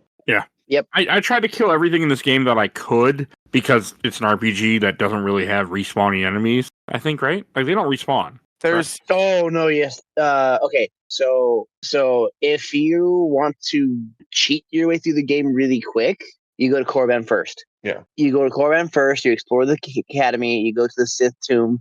You make sure you have at least Force Storm or Wave and Death Field or Heal. because And there's a you- room. Yeah, there's a room where it constantly spawns at minimum 3 of those weird All alligator those flying dragon thingies. thingies. Yeah. No, But you What are they can called? They- search your corpse constantly and spam it, and you can spam up like hundreds and crash the game if you Oh. do it too many times. Okay. Yeah. Isn't there a spot in Dantooine too that stuff keeps respawning? That you can keep doing one of the caves? no. That's like a few of no, that's 1 or 2 of the eggs, but that's tedious, and you have to keep leaving and coming back. I remember doing that one time a long time ago. I didn't do it this time. In a decade far, far away. Well, this is an old game. Also in not Narshada, but Telos, I just realized I'm watching a video. I did a bunch of fights before I realized, I forgot to guard my equipment. Yeah. I remember that Well, happening too. I was like, well, put that equipment, right? That could happen. If you can at least have Bayodur. I did him completely unarmed this time. He's decent. Oh yeah, no, yeah. He's I like cool. the His arm is a huge benefit too. Yeah, and then he you can can get rid of stun force people. field. He has good hacking skills, so he was nice to play as. Yeah, I And like if you're Bayodur. fighting droids, just a good plasma torch. It's a 1-hit kill. I never did that. Yeah. What? Okay. Didn't know. Yeah, but on Paragus, it's like an instant kill with a plasma torch for all the droids. Didn't know that either. I didn't do it. I used it Yeah. to open And the then- one yeah, door, and- then I switched it. And then for the HK, I think it's like 2 or 3 hits, and that's it. Yeah. Yeah, it really helps on the HKs. Yeah, because Oh, the God, plasma yes. torch. The plasma torch actually has a unique damage type that like nothing in the game actually has a resistance to because it Yeah. very rarely comes up. So Well, no. Droids have no resistance to it at all whatsoever. Other things do though, but droids specifically, it 1-hit shots most of them. I did the stun droid this time, all the way up to destroy droid. Destroy droid gets super powerful by the end of the game. But I guess pretty much everything does. But like Yeah. you can take out like an HK in like 2 spots of destroy droid. Pretty cool. Mm. No, I'm playing on the Switch version, which like just like dumps extra XP on you. It's hilarious. But I was doing like because I just in a chat that we had in the chat that we had I was doing Nar Shaddaa first, and like I was really high level, and I was playing with Atten and Bayodur, and like it's just like, oh hey, guess what they're Jedi now, and I'm like, sweet, saved me a lot of work. Did you pass Duxon yet on the Switch version? On the Switch version, I'm actually just Yeah. finishing up Duxon. I'm in the palace. Okay, so did you have to do the whole the mod menu thing where you have to skip a certain cutscene so you can just go straight to it? Because there's a bug in between loading that happens in between finishing the tomb and going to Onderon, where at least at first for the longest time it would crash the game. Like it Yeah, would freeze it, you couldn't play it. Yep, that didn't happen on the Switch version. Once I finished the tomb on Duxon, I finished it, go to talk to him, and he goes, well, while you guys were doing this, back on Onderon, and then we just went to Onderon. Oh, they wow. fixed it. Nice. They fixed that. Wait, hang on. Did you say that you played the restored content version for it though, Ron? No, I'm just playing the version on Switch. Oh, okay, Yeah, I Switch thought you didn't said get the restored They content. were Switch was supposed to. supposed to. Bastards. I was watching a video from a couple of years ago. Like, oh yeah, we're getting that restored content DLC for the Switch, and if I remember correctly, that got all canceled, didn't it? Never happened. Yeah, you got like a Yeah. $10 refund if you pre-ordered it and expecting it. Yeah, I have the Steam version as well, which that's the version I play with the restored content mod. Yes. Like they're not really. It was just it's so funny playing the Switch version where like it's just dumping all this extra XP on me, and I checked. I'm playing on normal, so it was just so funny just how quickly I got to, because like I was getting my prestige class after finishing my first planet, which I'm like, that's way too early for that. And so it's just so funny, and because of how all the loot works, since I was such a high level, I was getting all this high end loot super early in the game. So the game's just been a breeze. It's great. I would have liked that. Well- I actually would have liked the Switch version better then. I played this, and the Switch version probably would have had me actually shut it off maybe once in a while, because I didn't do that on Steam Deck. And Yeah. now I know why the game didn't You play could as well. cheat too, Mike. You could put an invincibility mode if you wanted to. Yeah. I didn't do any cheat. Yeah, the Switch version, you can access the console, but also in the Switch version, I never ran into the issue where you have to reset the game or anything. Like I've played it for several hours at a time. Fine. Yeah, because it happened. It was notorious. It was notorious when the game first came out, even after the first year or two. And it even happened to me. It happened to me actually about a year or so ago. And I guess they must have patched it finally now because I remember specifically I had to restart it and then skip that cutscene specifically right when I finished right before I pressed the button to leave the tomb. Yeah. They had it fixed last year when I went through on the Steam version too. I finished it last year, like May. It was fixed then. But I do remember what you're talking about. It has hit me before.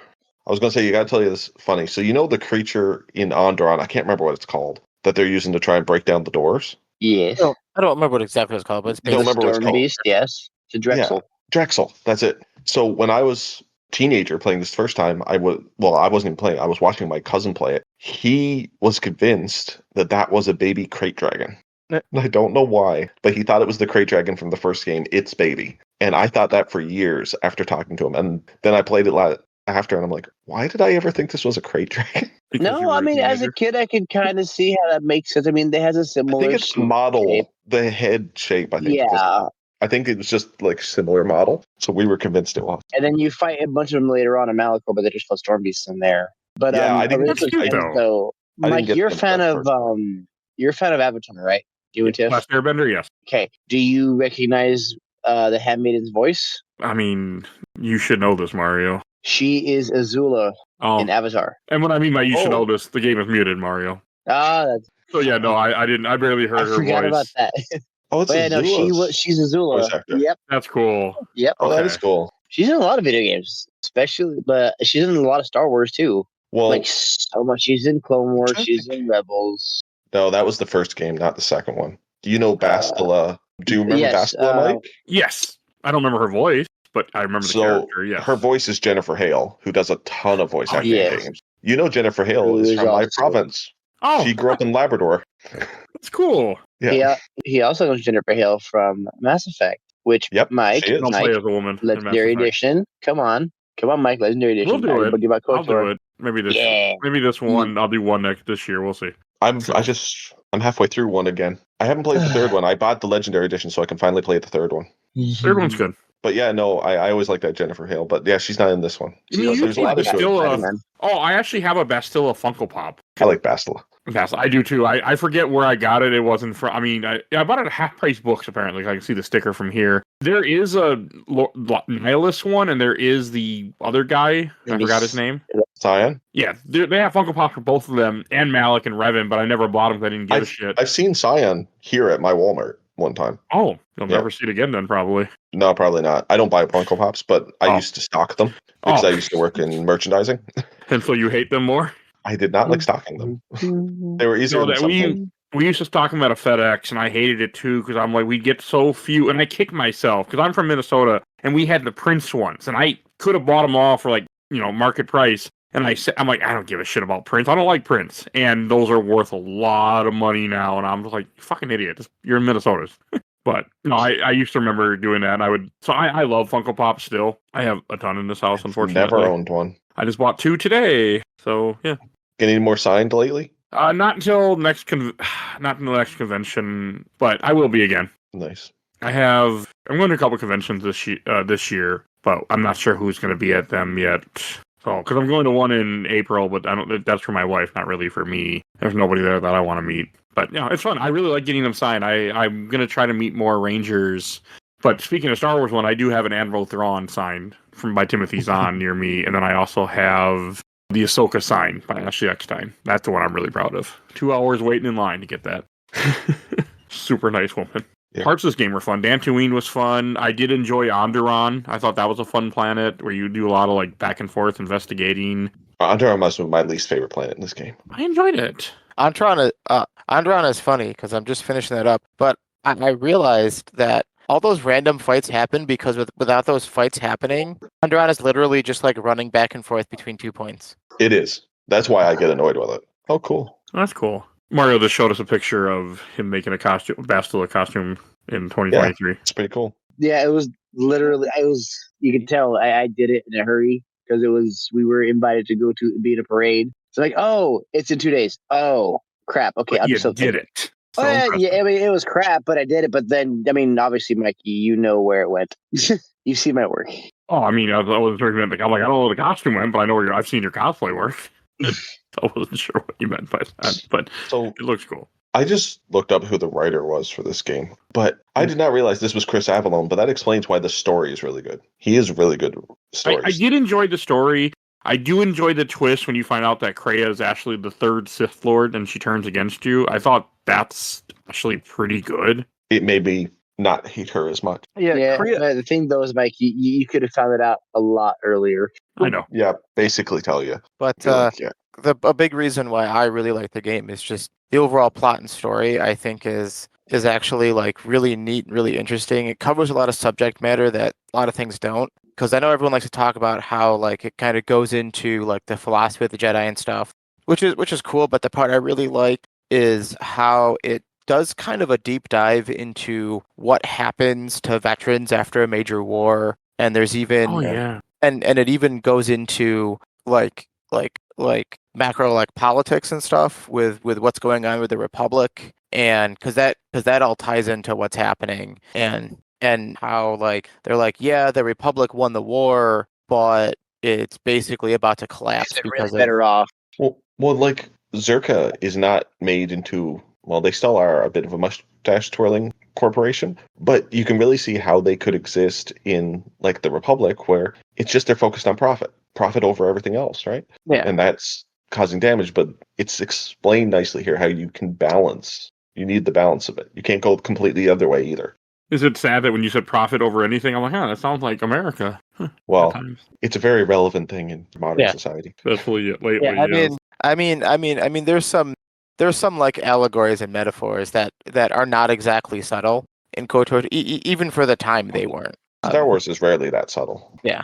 Well, But- and I like the philosophy of Kreia. Like, as much as she annoyed me talking to her, her philosophy was not wrong. Like, how when she talks about how, well, you can make these people so weak by doing everything for them. She's not wrong. If you do everything for a person, they will never learn to do anything themselves. Now, that doesn't mean you can't Oh help.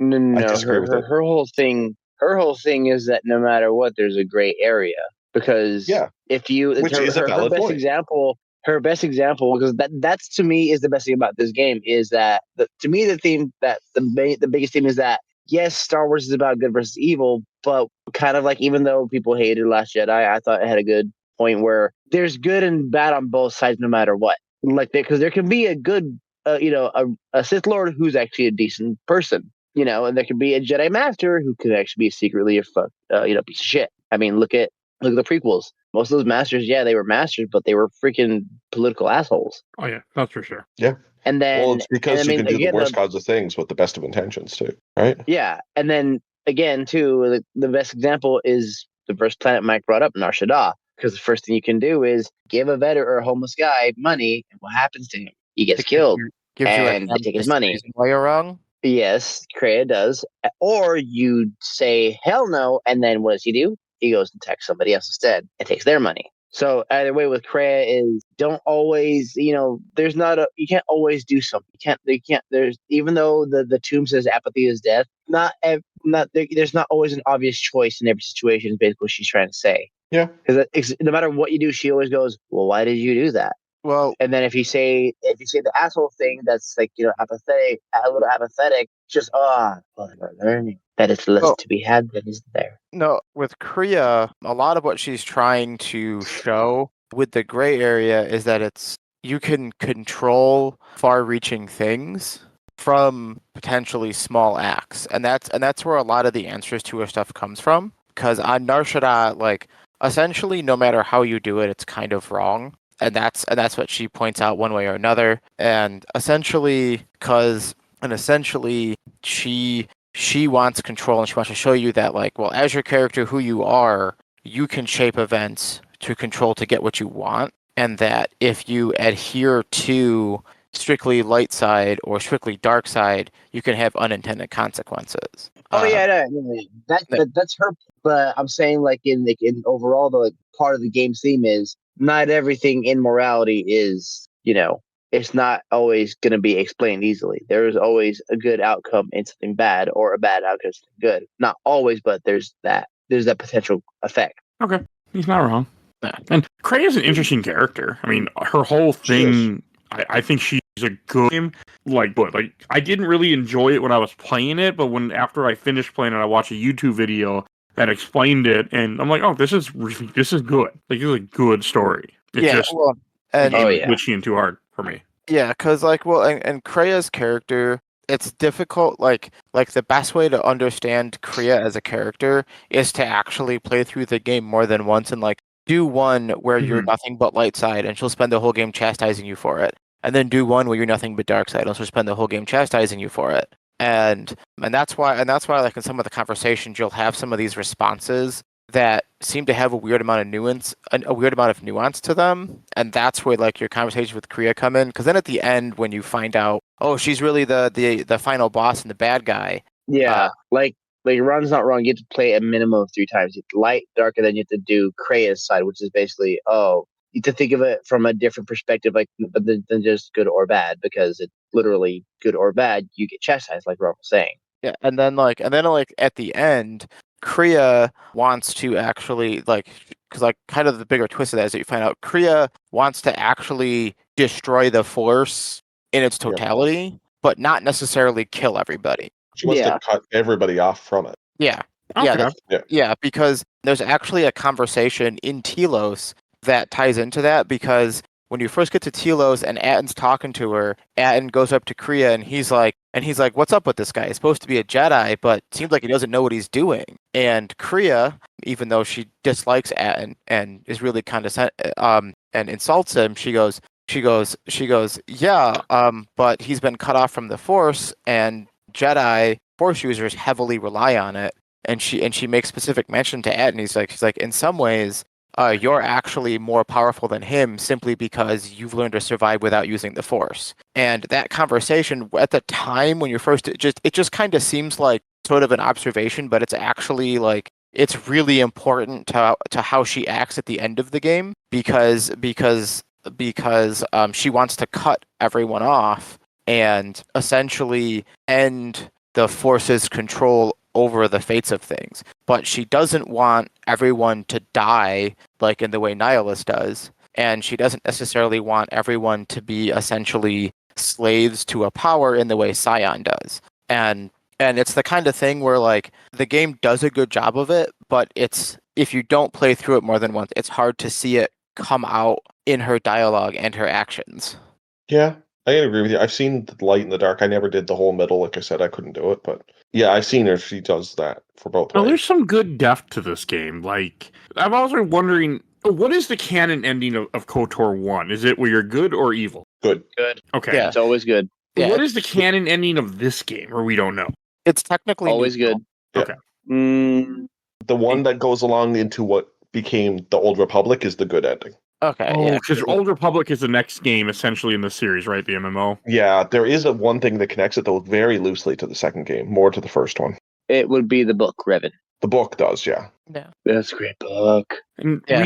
were we supposed to get a third one, and then we just didn't? Yeah. We were supposed to, yeah. But this one got cut off, and because of the bugs and everything, there was no chance of the third one ever getting made. Yeah, I don't... It's funnily enough, though, not only did it lead to the MMO, but it also led to the Force Unleashed, because one of the very first demo tests for KOTOR 3 had certain Jedi characters or Sith characters doing insane, Force powers that led to the over the top stuff of what became Force Unleashed. Yeah, but yeah, there's definitely meant to be a KOTOR 3 because, as they mentioned multiple times in KOTOR 2, Revan's disappeared and the game ends with your character going to find Revan. Oh, I did not realize that's what you were up to. Okay. Yeah. And it was meant to come back with basically that whole Sith plot that happens in the Old Republic MMO, where the Sith come back. Basically, he's You gone need off to read the try book, and Mike. It's a good book. stop that. I read a bunch of the short stories about the Sith I only read comics. race. Sir. They're pretty cool. Comics only. I know. But like the novel itself, it ties in what happens in between 1 and 2 and right after 2 and what happens right before in the Old Republic. And it does it in a way that it ties it better than I believe either BioWare or Obsidian, because obviously the two different publishers for this game, or two different creators for these games, better than they could have anticipated. So yeah, the Old Republic it's a game. It's not a bad MMO, but as a sequel, technically to these two games, it's eh. But Yeah, MMOs are such a honestly though, different beast. the book though did kind of redeem it to me specifically for that reason. I'll say the Old Republic for story, it's probably one of the best stories for an MMO I've ever seen. Because MMOs notoriously don't do stories that good. Yeah. But it just can't do the full story like you could have in a full RPG. It's too bad we didn't get a third one. I would have liked to have seen a third one, but again, you can't rush things out and expect stuff to work, especially in this time where you can't really patch it. Not like, because I mean, Xbox had a little, like hell, I remember the map pack for Halo 3 that you bought a disc. For some people did. My friend did. Like, this wasn't that we weren't really at that time of patching like 360s when you get into like we can do day one patches, we can do week patches, like it starts that era. We weren't there yet. Yeah. Right. Any other things you guys want to say about this game or story before we go on to questions, comments, memories? There might be a little bit more, but I want to check. I was just going to ask who was the main companions you guys hung around with. I mostly used T3 and HK or Canderous. I did ping in a bit. If you guys had any guys that you typically kept with you for companions. Alder for me. Yeah. And God, who was the other person I kept using? And then the Mandalore guy that I got later. I used him a lot. Mandalore, yeah. Yeah. That was my team. I've been rocking around with Bayodur and Atten, mostly because Bayodur has pretty much all the skills you need to do all the cool stuff. And then Atten, he's the guy who has all the annoying solo sections. So I'm just like, well, I'll just have him in my party. So he's always geared up. That was pretty much it. Yeah. For me, well, actually, I have two different answers because I didn't answer the question earlier, which was who I thought was the better Sith Lord, and I was going to say actually Nihilus because the book also again the Revan book because there's a character in the book that does what Nihilus does, but they just go into more detail of how he did it, which is insane. Okay. Of how Nihilus basically devours planets and the people on those planets. And then for the companions, though, I kind of played it how I played Mass Effect, where it was always fluctuating. But the one that was most always in my party, like a majority of the time, had to be HK, mainly because of his comments. Anytime you guys got into a fight, was always hilarious to me. It wasn't as funny as he was in the first one, but it's still, especially when you talk to him more in the ship, and he tells you one of two things of either Karth or Bastila.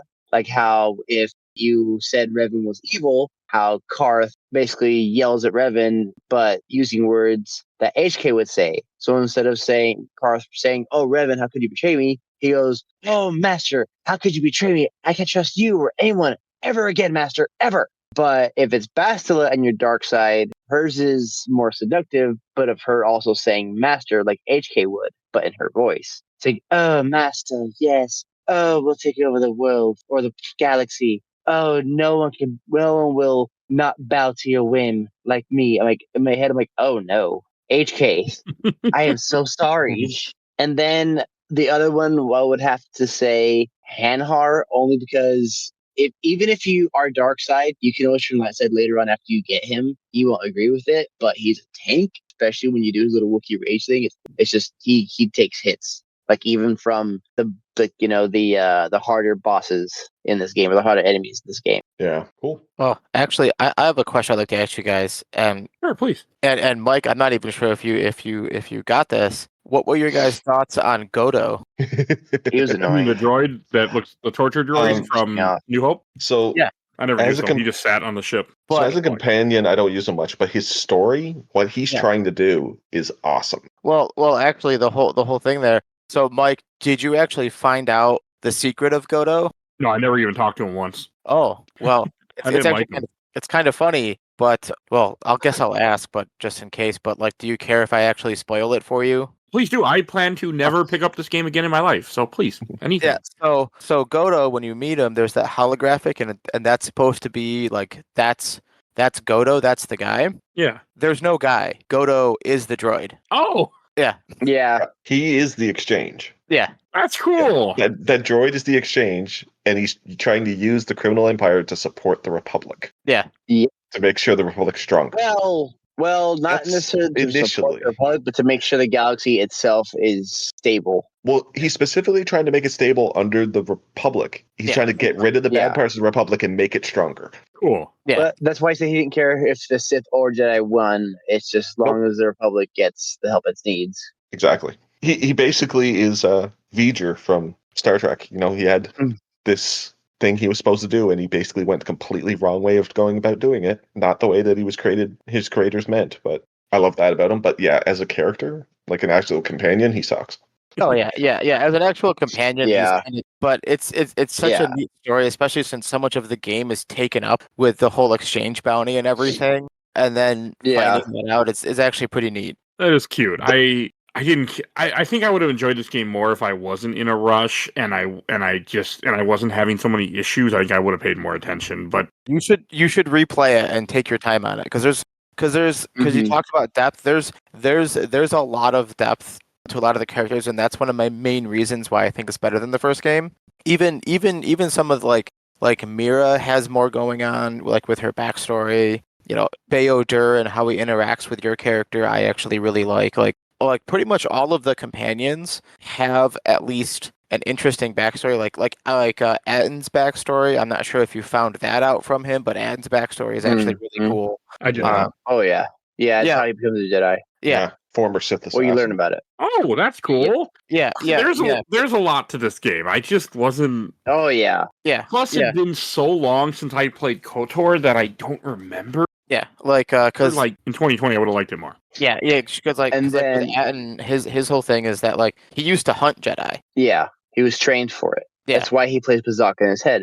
Yeah, that's like once you find that out, you find out a lot of his mannerism stuff he says like actually makes more sense because you're like, oh wait, he's used to dealing with these people. So like that's like just about every companion actually has something to them that I found to at least be like interesting enough to make it worth doing their influence with, just because it's like, oh, this is cool, or at least a backstory that felt like it was worth it. And that he's not actually sexist, he's just a defense mechanism. And then I alluded to it earlier, I do have a question but / comment. So how do you guys feel about HK and T3 being the R2 and 3PO for KOTOR? I like them. I think they're good for that. Yeah, they're my two favorite characters. So yeah, HK is a lot of fun. So the reason I asked that is because I recently watched a video about R2 actually, just like, like one of the quick reels you see on YouTube or Facebook or whatever, and it's saying that, when you think about it, and if you read the novel for episode 3 too, R2 never had his memory wiped. He knows Anakin is Vader. He knows Vader's Anakin. And when you read the novel, the last thing he sees between Padme and Anakin is that, oh shit, he chokes her, and then out of nowhere she dies. And then his master is nowhere to be seen. And then in his place, someone else says that, oh, I killed Anakin, and R2 knows it's him, and R2 knows Luke's his son. Yeah. So and R2's been through some shit. Like he's basically a war vet, and so is 3PO. 100%. But 3PO he has his memory wiped, whereas HK in KOTOR his technically gets wiped, but he can still remember it later on when he sees Revan again. And T3 is the same thing as R2. Only T3 has been through a lot, much worse. Because before he was with Revan, he was sold by a Twi'lek, supposed to be for the exchange. Prior to that, he was some other kind of droid. I forgot what he was, but he was like a splicer, slicing into security cameras, stuff like that. That's specifically what you get him. And then he goes through what Revan goes through, every single little thing. So the Starforge, the Rakatans, the Sith, whatever he went through, whatever Revan went through, T3 went through. To the point where Revan had to basically beg T3 to stay behind with the Ebon Hawk after he went missing, because he knows what happened to the exile and he knows what happened to Revan. Point where, again, Mike, do you care about spoilers? No, please. That's what the show is T3's about. been through so much fucking shit that T3 sacrifices himself to save Revan and the exile in front of the actual true Emperor. Oh, and then you see him literally turn into smoke and just shrapnel. It's in the book. Oh, okay. You read it in the book. He turns into shrapnel and smoke. And it breaks your heart reading it because, like, dude, he's been through some shit. And just to go out like a champ for almost nothing, though. I mean, don't get me wrong, his sacrifice did something also in the MMO for Revan and the Exile, but still. T3 is like the MVP of this entire KOTOR franchise, him and HK. I mean, Revan, yeah, he's the main character for the first one. Exile, yes, second one, no matter what, yeah. But just like in just like this video said about the movies. These movies are about the Skywalkers, yes, but it's through the actual eyes, not of everyone else, or it's somewhat mainly through the eyes of the droids, not the humans or the Jedi or whatever. Because somewhere, somehow, there's a droid somewhere. Right. So now imagine R2 going through the same stuff that T3 went through. There's no way in hell R2 would stand up to anything T3 did. They are cool droids. I'll give you. Yeah. Okay, let's go to questions, comments, and memories. I posted this in a bunch of group, and I got a few. First, I watched the entire Orblood Super Replay group from Aaron Jackson. Great game despite its flaws. I played this one more than the first game. It added some interesting characters and some fun force powers. Nihilus's dead Star Destroyer has also stuck with me through the years. Is that the ship he's on, I assume? Yes. Okay. Yeah. I guess it was kind of all beat up, wasn't it? Yeah. Oh, the Ravager, yeah. Yeah, because the whole thing with that is he maintains literally just enough atmosphere on the ship so that people can pilot it. Mm-hmm. Oh. Yeah. And does he does it himself through his powers, I assume? His powers keep it there because Okay. otherwise the ship would just not. Because the hull is like completely smashed and destroyed. Okay, that's cool. All right, and then from Matt Clark, vanilla version is a good game, and then the restored content really elevates it into a great game, in my opinion. There's probably more subtlety and depth of lore than any other piece of Star Wars media. Mm-hmm. I can kind of agree with that from all this conversation we've had for the past 2 hours. Yeah. From Nick Oh, Levac, KOTOR 2 is actually my favorite of the games. I'm sure it's partly just because I played it at 12 or 13 and I thought the story was cooler, edgier, and deeper. Definitely had I'm 14 and this is deep appeal to it. Not sure how I feel about it playing through today, but I definitely love the tone of this game. Paragus Mining Station is an all-time favorite intro level. I love the sort of cat and mouse tension, wondering whether Darth Sion or those Sith assassins would catch up to me. Obviously, that tension erodes a bit when you better understand the structure of the game, but I actually got sucked into it when I first played.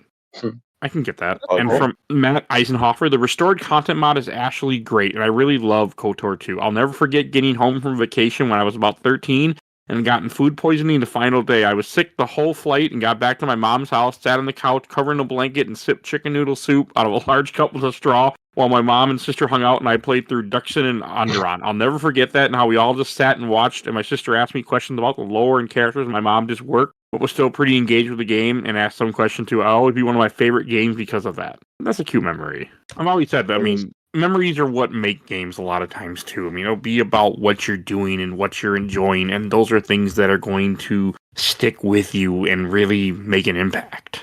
Just what makes something special. From the official Laser Time community, from Jordan Ching, I love this game, even though it's unfinished, but man, I have such a vivid memory of getting excited as the Ebon Hawk flew off to start the end of the third act and being confused when the credits rolled. I think that's fair. God.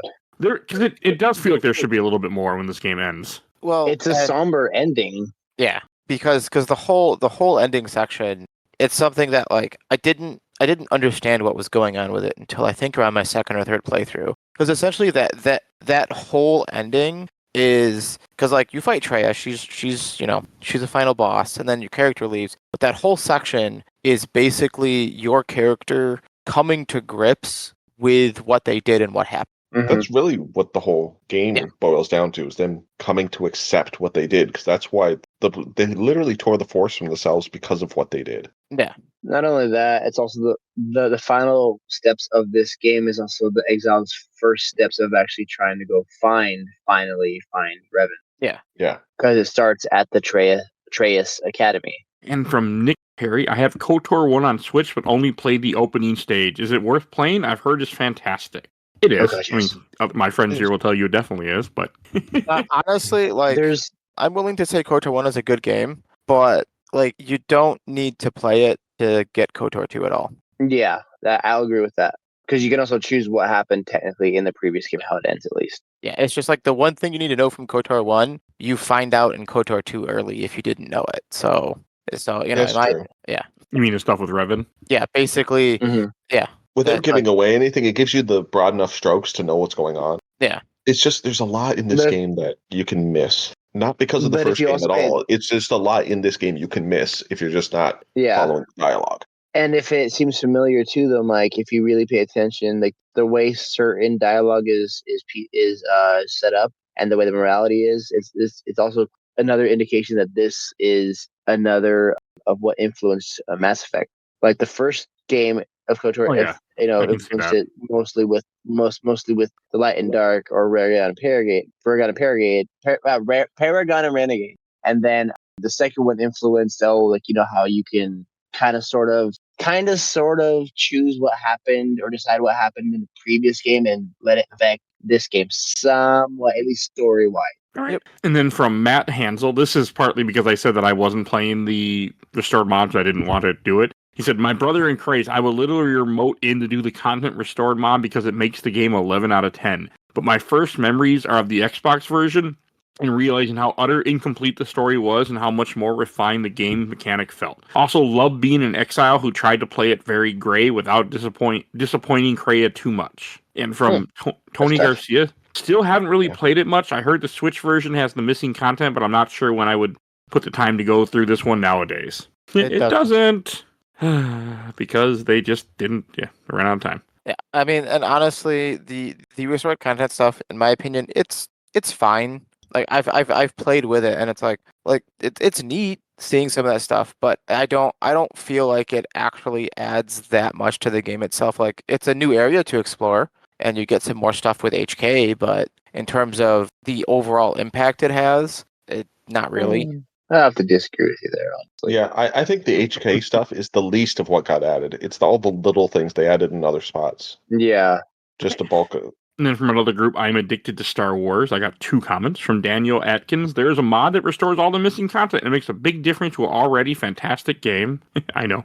And from Jamel Lopez, love this and the first one. Right? And then from the last group that I posted this in, Star Wars Discussion Room, from Joseph Jasper. While Mitra, I learned, wasn't as iconic as Revan, and the story she weaves here is a good one, after the Mando Wars, she still comes back to the Jedi and defends herself. When they exile, she still refuses to back down, and when the Council tries to banish her again, she still defends herself and her actions and calls out the Jedi for inaction, capitulation, and complacency. Even with the injustice she suffered, she's not only saved thousands of lives around the galaxy, but she showed 6 lost Jedi the Force and gave them purpose. Not the kind of Jedi the Order deserved, but the one it needed. True hero in my book. And then from Sean Stevenson, KOTOR is an amazing game too.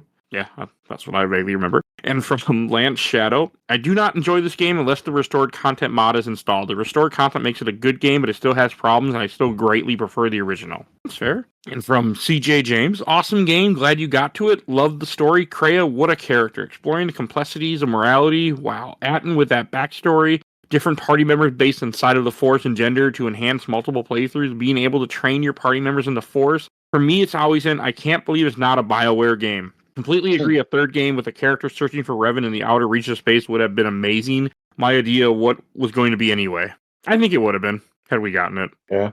This is a long one, but I'll read this from Colm Rocks. KOTOR 2 is a game that challenges the very nature of the Star Wars universe and its morals. It's a very grim and dark game exploring a galaxy recovering from war. Despite the happy light side ending of KOTOR 1, the Republic is still crippled and recovering, meaning they only play a minor role in the background. Everyone is suffering. Both the Jedi and the Sith have been reduced to scattered remnants, picking up their remains, reduced to operating in the shadows. Your character has history, a former Jedi who served as a general of the Mandalorian Wars under Revan. This isn't a game with a blank protagonist. People know you and know what you've done. It's up to you what to do with that baggage. Kreia, who takes on the role of your character's guide and mentor, really serves to reinforce the idea that there is no true good and evil, and that both sides are fundamentally flawed. She claims to have been a Jedi, yet seems to dislike them. The cast of characters in this game fit theme. Most of your party members are damaged people haunted by previous decisions or legacies they inherited. Story-wise, the game tells one of the most mature and challenging stories in the franchise. Unfortunately, the game was rushed to meet a deadline, and lots of planned content, including an entire planet, got cut. Due to the rushed development, there's also plenty of glitches and bugs, which makes progression difficult at times. The opening planet Paragus 2 is also notorious due to how slow and frustrating it is to play through. Overall, it's a flawed gem. Yeah, I think that really touches on it.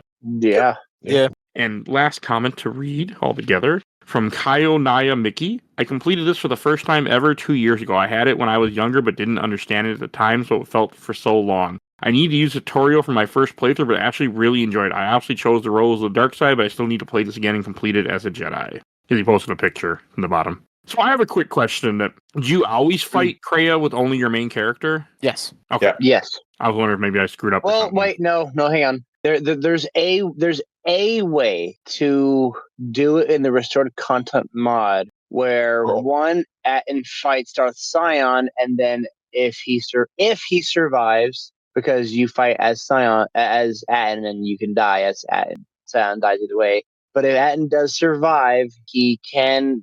I believe there's a way to get him to actually come help you whenever she starts setting the blades.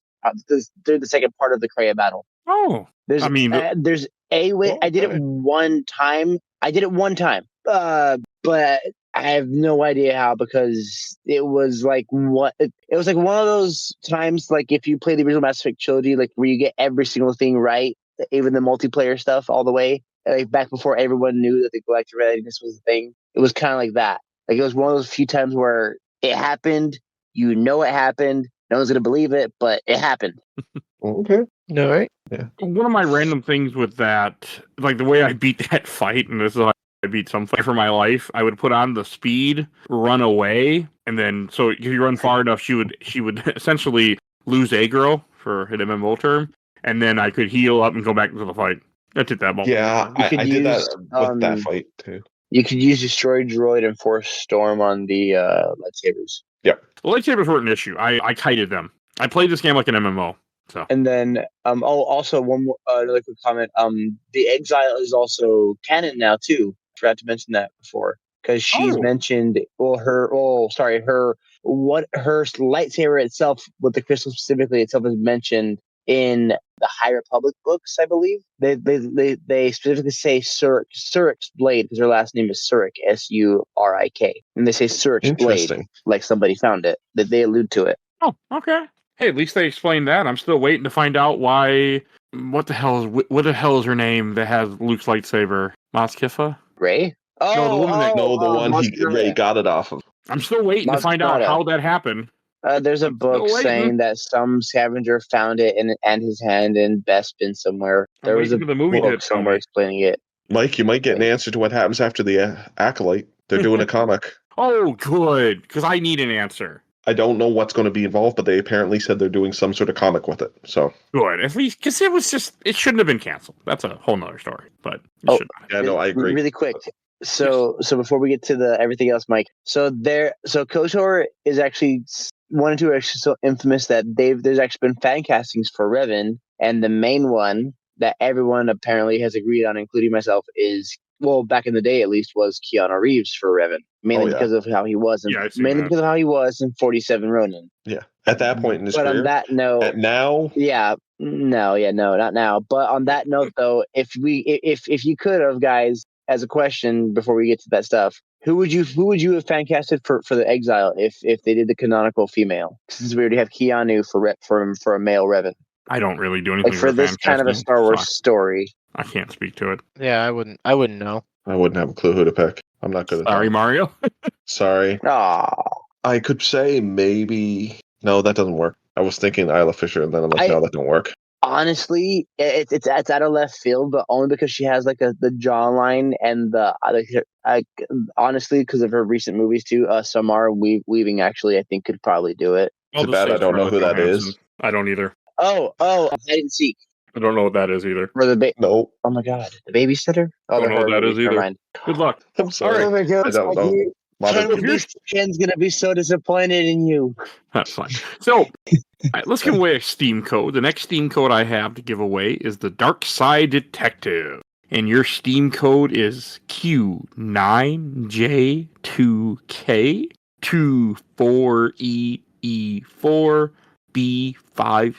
Q9JE2K24EE4B56ZQ. That is your Steam code for Dark Side Detective. Eventually, I'm going to run out of codes, but I don't know when. But I think it will happen eventually. Because I don't get as many anymore as I used to, because Fanatical doesn't do like forced packs where I buy a bundle that just happen to have a few things I already own. They do that less. I haven't got anything up on Fanatical in a while. I still do. If they have bundles of stuff I don't own or Humble Bundle, I will buy it if there's something that interests me. But usually it's just bundles where it's like, pick what you want. And I'm like, all right, well, I'll pick games I don't own. I'm not going to pick game I already own.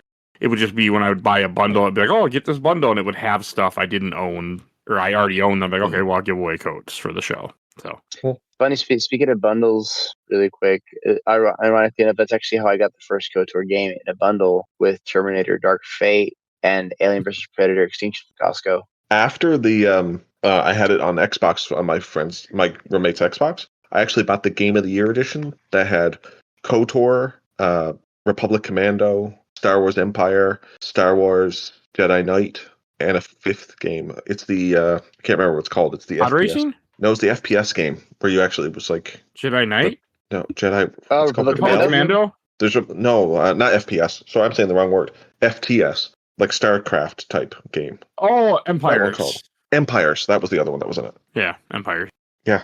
All right, That we was should go like to awesome. Shelf Stacker Box, and I'll lead us. We'll get the negative out of the way. I'm putting this game on the stack. It would have been boxed, but the more you guys talked about it, the more that I've come to appreciate it. But I did not have a good time. I did not enjoy myself for them. I had my moments, but I'm glad I played it. I'm glad I finally am able to knock this off the list, and it is now part of the Games My Mom Found catalog because it really honestly should have been years ago. But I actually remember all the games that I took off from 2020 when the guys left, and I haven't done them, but they are in my head, and I've always thought about doing them, like getting around to them. One of them was Futurama for PS2, which I sometimes think about, just because I think it might be a fun, random thing to do. Oh my God, tell Sierra that. She'll play it. Honestly, Mike, I really wish you had recorded your playthrough just because hearing you talk about it, I feel like it would be fascinating to watch. Oh yeah, actually, That is a fair comment. because this is a game you can't really save state through, is it? You can. You can. You Oh, totally you can. can you?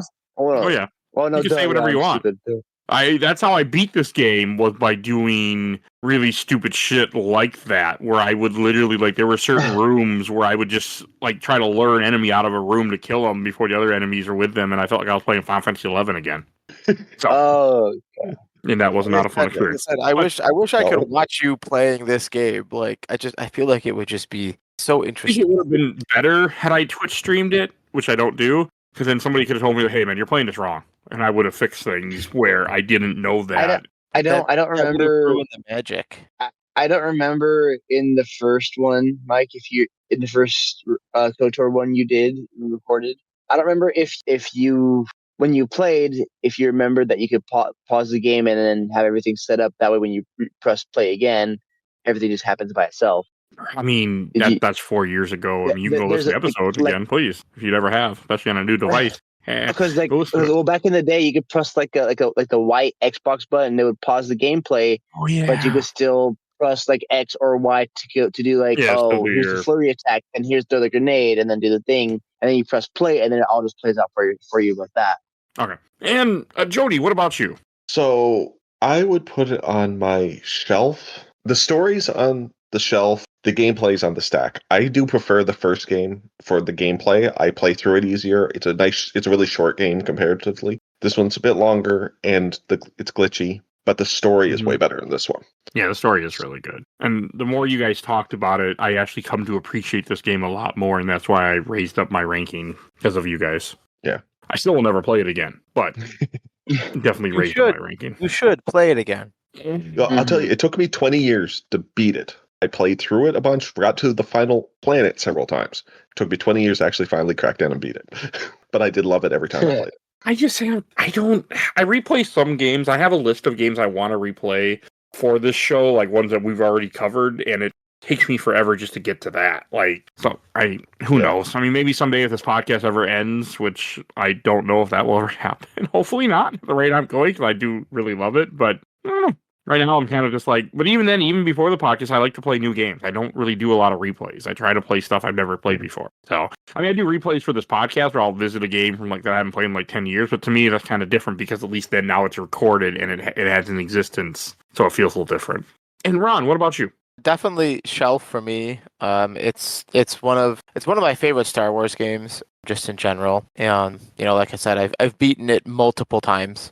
I really like the story and for D20 systems, I know this game like doesn't implement it the best, but I love tinkering with all different builds and stuff. So yeah, and right now I'm having a lot of fun playing through this janky Switch version. So definitely shelf for me. It sounds better because it has auto region where my version did not. So I would have liked your version a lot better. Oh, like I said, there's so many things about this version that are just like I'm just like, what?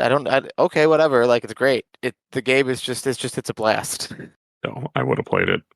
I would have had more fun with it. And last, Mario, what about you? Well, I'm sure you already know, Mike, this is a shelf for me. If there was a higher grade, I would pick that because Well, I mean, okay. Well, first of all, part of the reason why is because I played it as a kid, and that probably, and Of not necessarily course. nostalgia goggles, but it's the fact that when you're a kid, you have more of an open mind, and so to me, even though I knew as a kid this game obviously wasn't finished, and it kept bugging out, which pissed me off a lot. Even with all those bugs and the glitches and the incomplete story, it was always a shelf. It was always better than the first one. It did everything the first one did to me personally, and did it better. To make, I know you guys said it wasn't as like it was more janky or whatever. To me, the attacks were better. It was a little smoother to me. The only thing was that the glitches, and they also took away the force jumping.